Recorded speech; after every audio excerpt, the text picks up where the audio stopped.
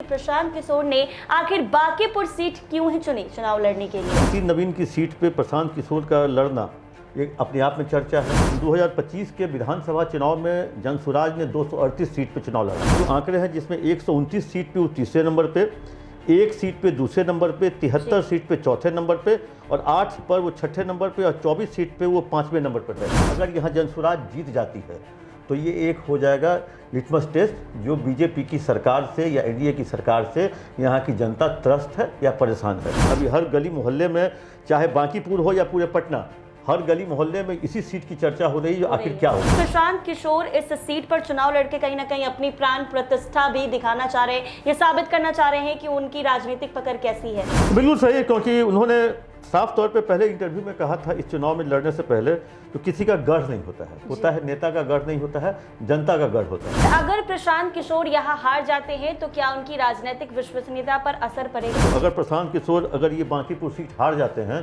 तो क्या वो संन्यास लेंगे? लेकिन वो संन्यास नहीं लेंगे, क्योंकि वो इतने हल्के जीव नहीं है, क्योंकि उन्होंने कई राज्यों के मुख्यमंत्री को बनाया है और कई तरह के काम को उन्होंने किया है। कांग्रेस के साथ भी काम किया, साउथ में जगन रेड्डी के साथ काम किया, ममता बनर्जी के साथ भी काम किया, इसलिए इतने हल्के में इनको अभी नहीं लिया जा सकता है। और अगर जीतते हैं तो क्या बिहार के लिए एक बड़ा विकल्प माना जाएगा? अगर जीतते हैं तो विकल्प के रूप में नहीं, लेकिन एनडीए सरकार की उल्टी गिनती के रूप में इसको गिना जा सकता है। नमस्कार, आप देख रहे हैं NBC 24 और मैं हूं मानसी पांडे आपके साथ। पटना की बांकीपुर विधानसभा सीट एक ऐसी सीट है जिसे बीजेपी का मजबूत गढ़ माना जाता है, लेकिन इस बार उपचुनाव ने पूरे बिहार की राजनीति का तापमान बढ़ा दिया है। सबसे ज्यादा चर्चा इस बात की है कि अब तक खुद चुनाव लड़ने से बचते रहे जनसुराज के सूत्रधार प्रशांत किशोर ने आखिर इस सीट से मैदान में उतरने का फैसला क्यों किया? क्या सिर्फ एक चुनाव है या फिर आगामी विधानसभा चुनाव की राजनीति का सेमीफिनाले?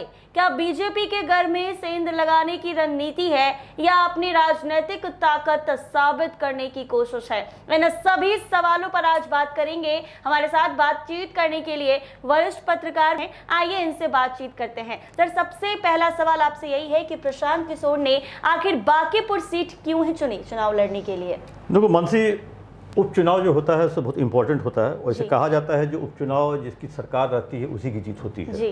अमूमन यहाँ बिहार सरकार में एनडीए की सरकार है, लोग कहते हैं जो उन्हीं की जीत होगी, लेकिन कभी कभी कुछ अपवाद भी होता है। और उपचुनाव है क्योंकि 243 सीट पे उस समय चुनाव लड़े गए थे और उस समय प्रशांत किशोर को कोई नहीं जानता। प्रशांत किशोर के सामने बहुत बड़े बड़े लोग थे तो लोग उनकी चर्चा करते, लेकिन इस एक सीट जो है उपचुनाव, जो नितिन नवीन की सीट है, जो राष्ट्रीय अध्यक्ष बन गए, उस कारण से खाली हुई है और उस कारण से ये चर्चा का विषय है। और नितिन नवीन की सीट पे प्रशांत किशोर का लड़ना एक अपने आप में चर्चा है और चर्चा है, चुनाव है तो पर्चा भी छपेगा। बिल्कुल। और पर्चा छपेगा, उसका परिचर्चा भी होगी, इंटरव्यू भी उनका होगा विभिन्न चैनलों पे, यूट्यूब चैनल पे, सोशल मीडिया पे, टीवी चैनलों पे। तो अपने आप में चर्चा, पर्चा और परिचर्चा, इसके लिए प्रशांत किशोर ने इस सीट को चुना।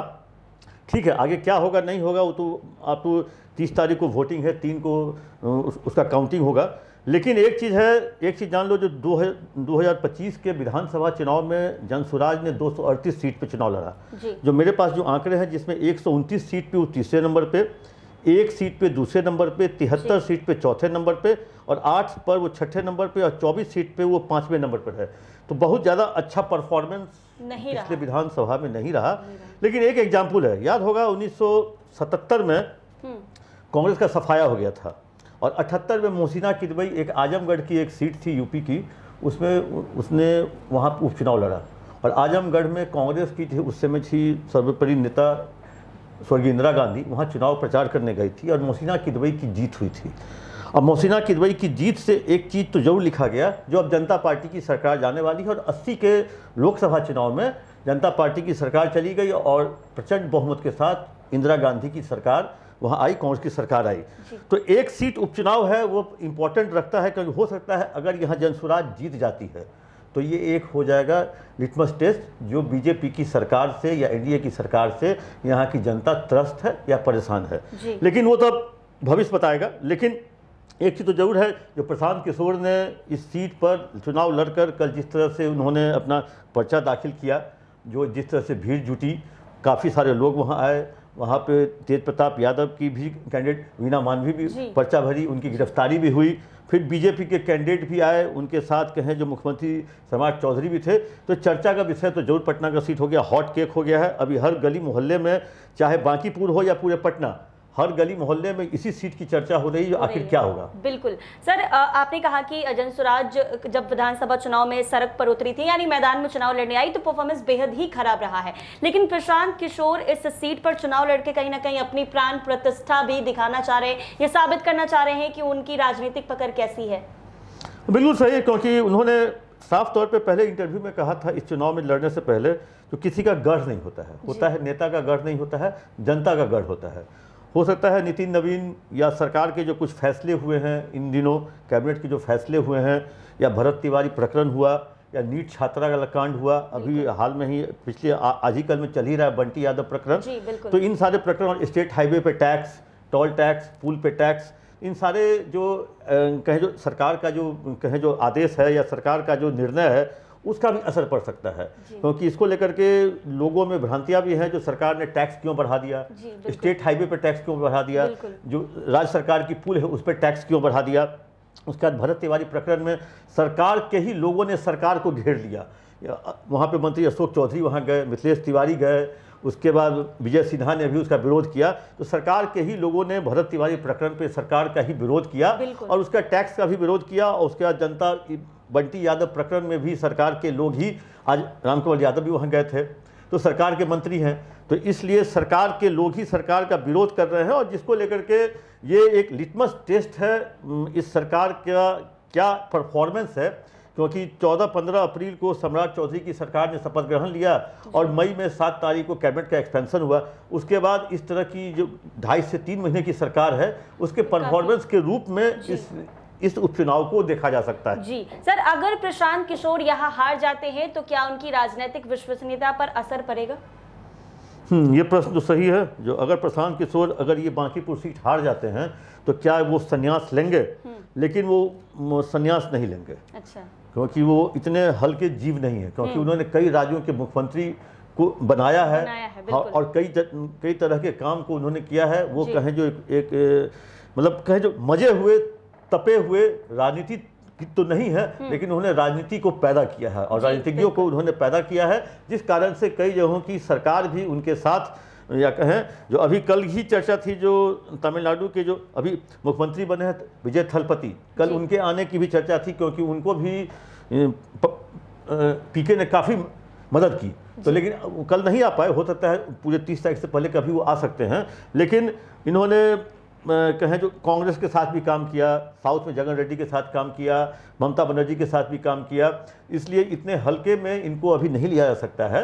इसलिए प्रशांत किशोर को हल्के में लेना कहें जो एक तरह से समझदारी नहीं होगी। और अगर जीतते हैं तो क्या बिहार के लिए एक बड़ा विकल्प माना जाएगा? हाँ, अगर जीतते हैं तो विकल्प के रूप में नहीं, लेकिन एनडीए सरकार की उल्टी गिनती के रूप में इसको गिना जा सकता है। क्योंकि बांकीपुर जो पिछले 40 साल से बीजेपी के कब्जे में थी, नितिन नवीन भी 3 टर्म रहे, उनके पिताजी भी 3 टर्म रहे, अगर हार होती है तो ये एनडीए के लिए एक सोचने वाली स्थिति हो जाएगी, जो आखिर क्या हो सकता है और एनडीए कहाँ जा सकती है और कहाँ जाने वाली है। क्योंकि इसमें एक तरह से देखें जो अंदरूनी राजनीति भी है, और जेडीयू के भी लोगों का इसमें साथ नहीं दिख रहा है कहीं ना कहीं।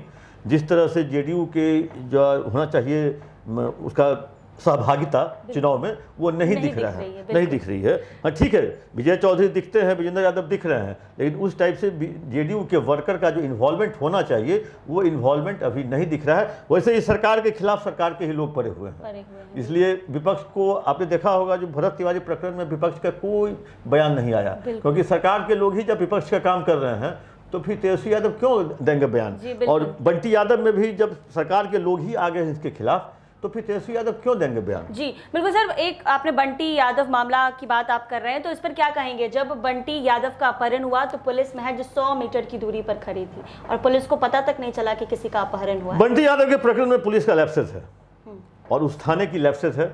उस थाने में दिन दहाड़े या कहें जो शाम से ही, अंधेरा होते ही वहाँ पे जो गलत धंधा है जिसका लेकर के बंटी ने विरोध किया था, वो वहाँ पे शुरू हो जाता है। और पुलिस के आंख के सामने अगर ये घटना घट रही है तो इसका मतलब पुलिस का लैप्सेस है, पुलिस ने इस पर ध्यान नहीं दिया।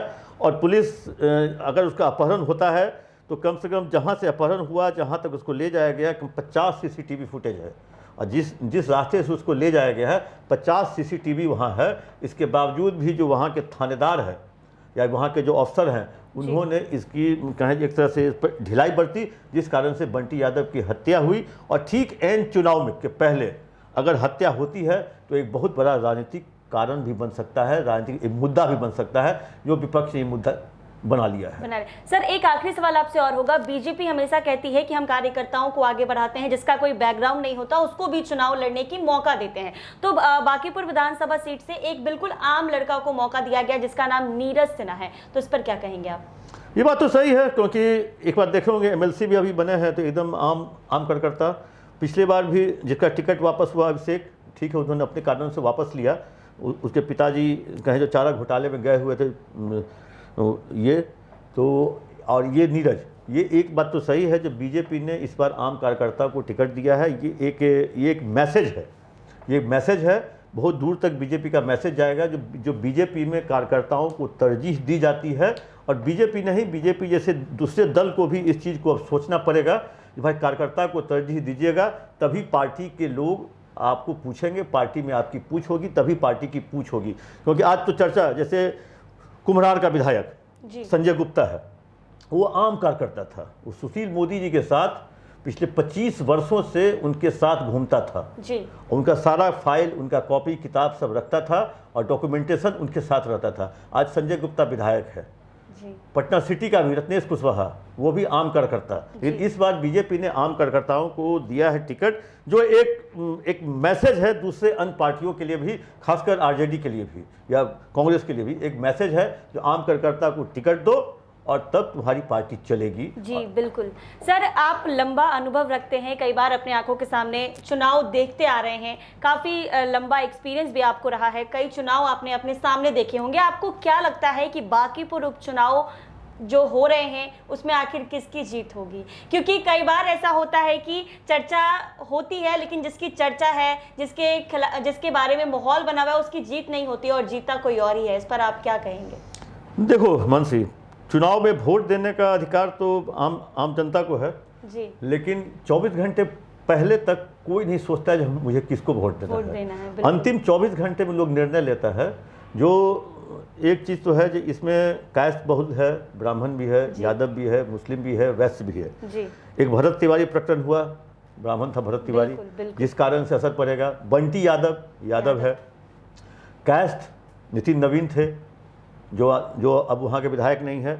इसलिए इस बार कुछ चेंजेज होने की संभावना लग रही है, क्योंकि जिस हिसाब से प्रशांत किशोर ने माहौल बना दिया है, अब लगता है जो लोगों को अब सोचने पर विवश होना पड़ेगा, जो प्रशांत किशोर जैसा इंटेलेक्चुअल। अब देखो कुम्हरार में केसी सिन्हा मैथ्स के बहुत बड़े प्रोफेसर, मतलब सैकड़ों हजारों लोगों ने उनसे पढ़ाई की, और जहां वो वोट मांगने जाते थे, लोग उनका पांव छूते थे। अब केसी सिन्हा हार गए, तो वैसी स्थिति में चुनाव में क्या हो सकता है, नहीं हो सकता है। ठीक है, पिछली बार के चुनाव की अलग फिजा थी, अलग माहौल था, इस बार की अलग फिजा है, अलग माहौल है। ठीक, अब तो हमको और तुमको इंतजार करना पड़ेगा 30 तारीख का, लेकिन 28 तक क्लियर हो जाएगा। 28 की शाम तक क्लियर हो जाएगा।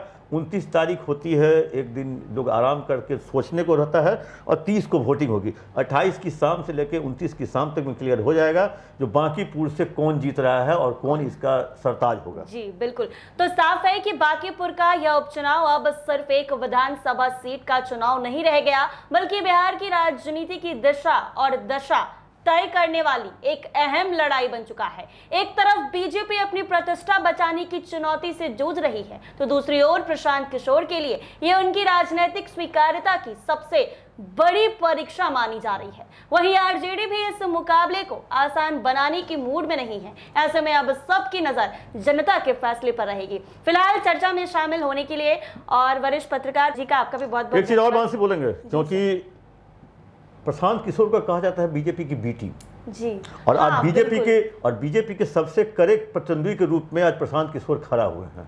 तो इसलिए इस चीज को भी प्रशांत किशोर जो उन पर लगा था, ये जो बीजेपी की बी टीम है, उसको भी धोने का प्रशांत किशोर प्रयास कर रहे हैं और उसमें वो सफलता उनको मिल चुकी है, क्योंकि अब वो बी टीम नहीं है, अब वो बीजेपी के प्रतिद्वंदी हैं। तो इसी के साथ हम लोग अब चर्चा को विराम देते हैं और इसी के साथ बहुत बहुत धन्यवाद हमारे साथ जुड़ने के लिए। अब 30 जुलाई को ही पता चलेगा कि बांकीपुर उपचुनाव विधानसभा सीट पर क्या कुछ होता है, किसकी जीत होती है और किसका हार होता है, क्योंकि फैसला अब जनता के वोटों पर टिका है। बने रहे हमारे साथ NBC 24 पर।